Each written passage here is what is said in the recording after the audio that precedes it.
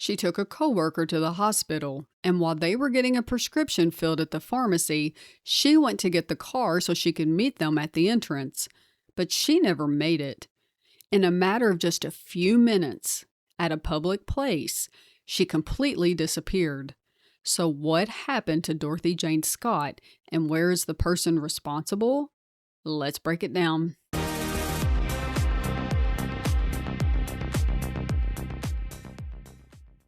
Hey guys, welcome to Crimealytics. I'm Melissa. If you are new here, hello and welcome. If you're watching on YouTube, please subscribe. And if you're listening on Apple, Spotify, or your favorite podcast app, please follow so that you don't miss out on any new cases or updates.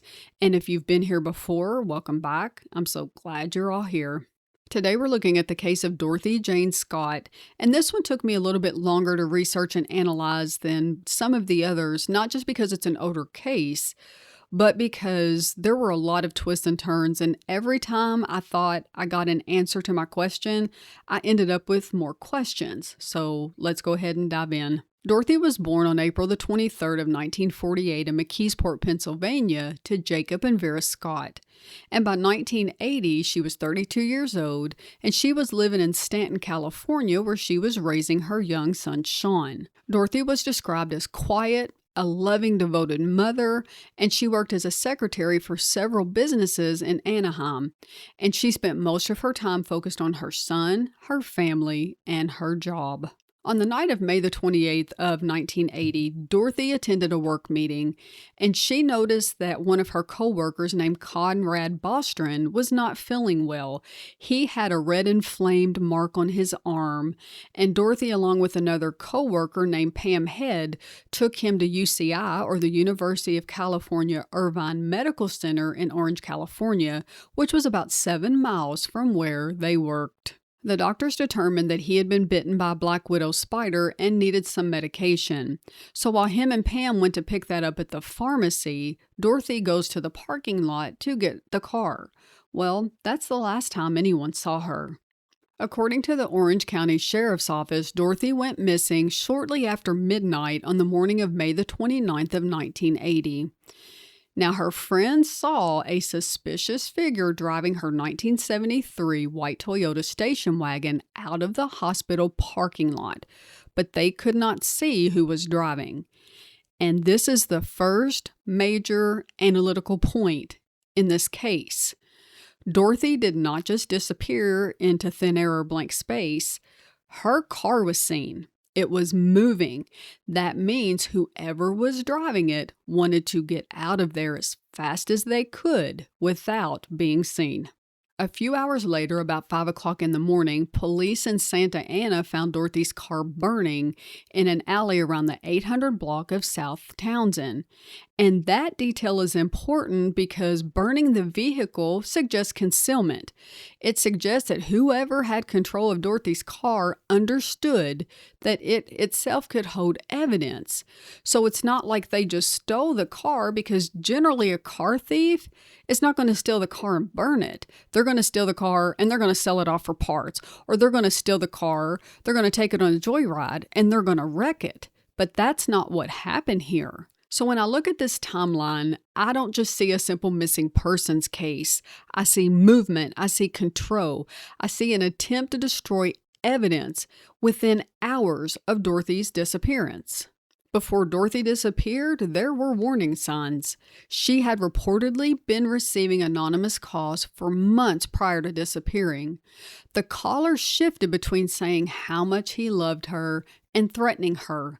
He made it clear that he was watching her. He would tell Dorothy that he knew what she was doing right then, what she had done that day, and exactly what she was wearing.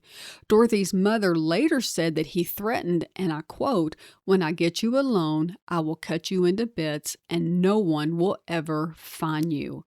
And at one point, he told Dorothy to go outside because he had something for her. And when she went outside, there was a dead rose on the windshield of her car. So it would appear that Dorothy was not simply attacked out of nowhere.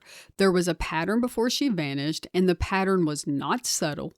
It was personal, possessive, and it was escalating.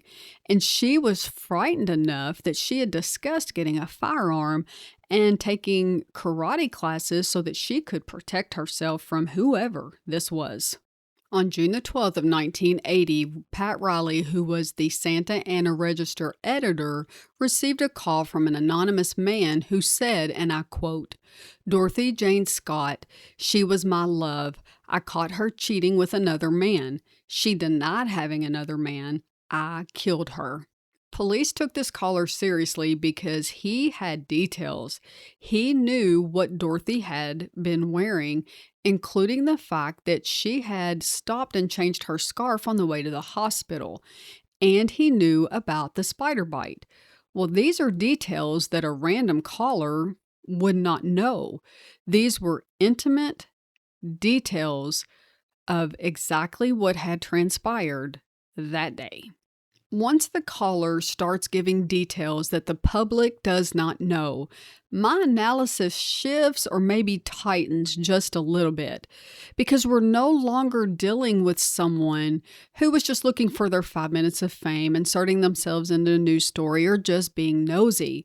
We are dealing with someone who had direct knowledge of what was happening, either because he was responsible, he was present, or he was close enough to these people to have that inside information. And the language he used matters as well, because he called Dorothy my love, and he claimed that he caught her cheating with another man.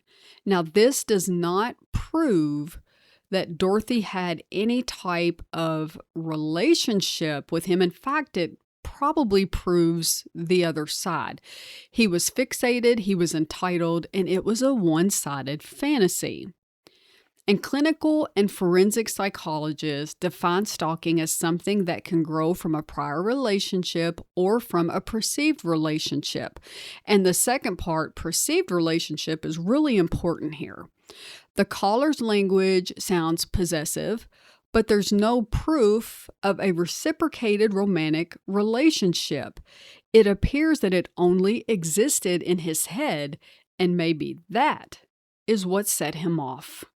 Usually when we talk about cases that involve a disappearance, unless there is a ransom demand, it usually goes silent. But that's not what happened here. About a week after Dorothy disappeared, a man called her parents and asked, "Are you related to Dorothy Scott?" When Vera Scott, Dorothy's mother, said, "I am," the caller just simply said, "I've got her," and then hung up. And these calls continued for 4 years, and they often happened on Wednesdays when Dorothy's mother was at home. And police went as far as to install voice recorders, but they were never able to trace them because the caller didn't stay on the line long enough for them to be able to do that. Now, her parents could have changed their phone number, but they decided not to, just in case he would let them speak to Dorothy or she would be able to call home. And this is where my analysis tightens in just a little bit more, because at this point, we're talking about more than just a disappearance. If the same person is behind the pre-disappearance calls and the calls to the family, then we're not talking about the disappearance of Dorothy. We are talking about the ultimate control. He wanted to make sure that he stayed present in the investigation and that her family could not move past their grief and work through their grief without him pulling them back to fear.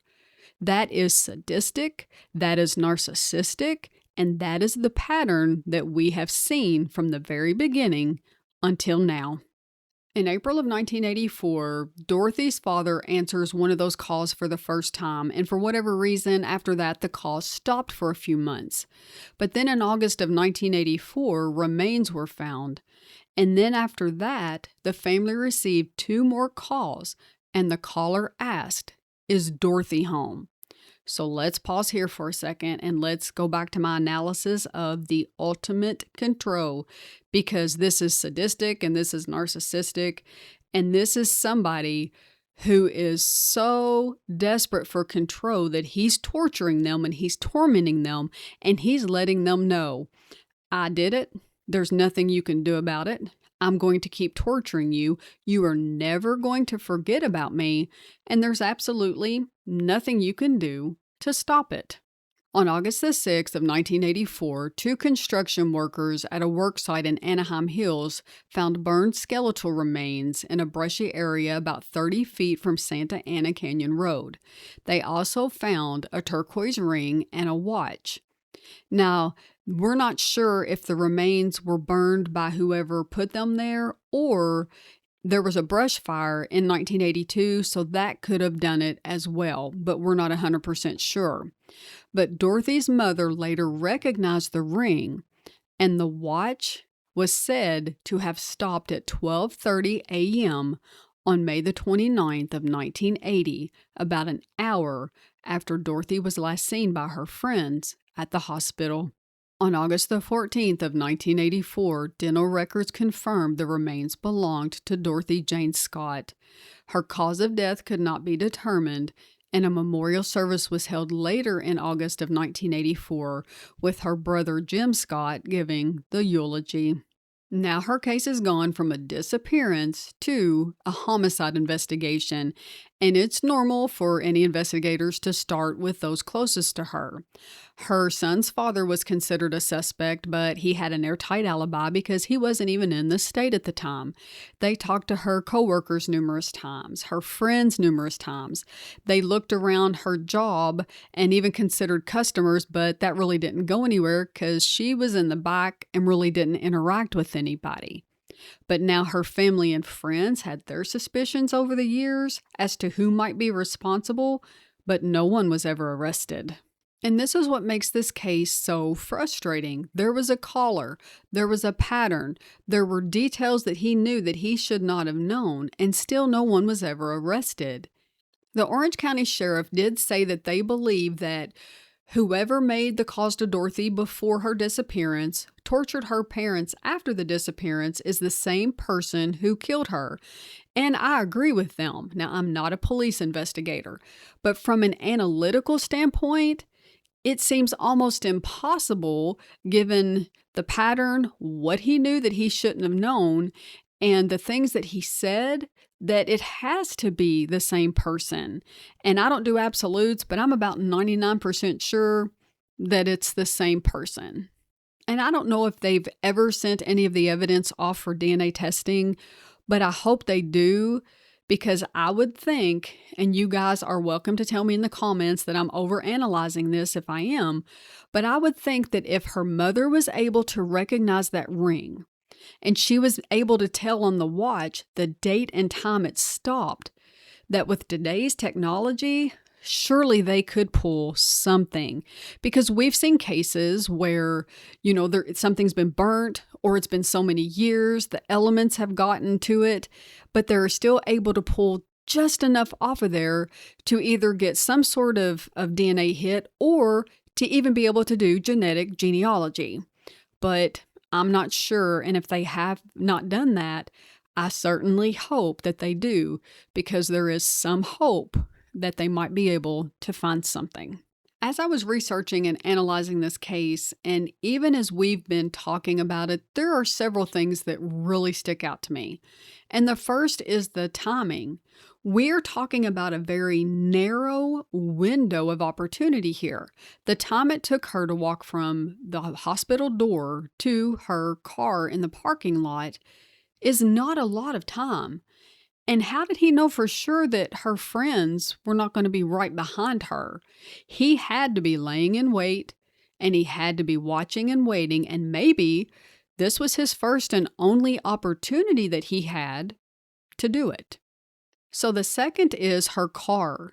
So he drives the car right past her friends who are waiting for her at the entrance, right out of the parking lot. And then within hours, they find the car completely burned and evidence destroyed. It's strange that he didn't care if they saw him or not, but that's not my biggest question. If he is the one driving the car out of the parking lot, how did he get there? Is there a car still sitting in the parking lot, or was he hiding in the woods? I don't know. We don't know the answers to that. And they did not have the technology that we have today to where everybody has a phone. There's cameras in the parking lots. In a lot of places, there's flock cameras, so if you run a red light, you're getting a ticket in the mail. Now, I know to us some of those things are annoying, but in cases like this, that would have been really helpful because he could have burned her car, walked right back or came right back to that parking lot and picked his own car up and nobody known it, and it had been sitting there the whole time. Or if he was in the woods, he could have just come out of the woods and got her, but there was no surveillance or anything like that available for them to be able to have that information. And last is the caller himself, because this just proves that it's all tied together with everything that happened that night. Because he doesn't just take responsibility. He makes sure that they knew that he knew about the scarf change, he knew about the spider bite, he knew they were going to the hospital, every move that she made, he knew about the meeting, he knew about everything, which ties him directly to the caller and the perpetrator being the same person. As we've analyzed the facts of this case, we still have a lot of questions, and let me know your thoughts in the comments, because my biggest question is, how close was this person to Dorothy? Was he someone that when he called, she recognized his voice, but she couldn't place him? And that's happened to me, and maybe it's happened to you. I'll have somebody call me and say, "Hey, Melissa, how are you?" And I'm like, I know this voice, but I don't know who it is. And I'll have to ask them, I'm sorry, who is this? So maybe it was something like that. Was he watching her from a distance? Now, that is possible, but I would think that maybe not, because some of the details he had were too intimate for it to be from a distance, but it's still possible. Did he work with her? Now, I know the police questioned employees and coworkers multiple times, but did they miss something, or was he able to get away with lying? I mean, there are people out there that have fooled lie detector tests, so maybe he just got away with lying. Did he live close to her? It's possible. Did he know someone in the inner circle? Was he somebody's relative? Was he somebody's friend, so a friend of a friend? Was it something like that? And that is an important question to ask, because if you look at everything as a whole, he was probably closer to Dorothy than any of them realized. Dorothy wasn't rich, and nothing in her lifestyle made her an obvious target. She just happened to encounter a man who was sadistic, narcissistic, entitled, and wanted the ultimate form of control. And unfortunately, Dorothy and her family were his victims. While this case is cold, it is not closed. Investigators with the Orange County Sheriff's Department Homicide Task Force are searching for new leads in Dorothy's case. If you have any information about Dorothy Jane Scott's case, please contact the Orange County Sheriff's Department in Santa Ana at 714-647-7000. Any information that you have can be the key that investigators need. Thanks for watching, and I'll see you next time.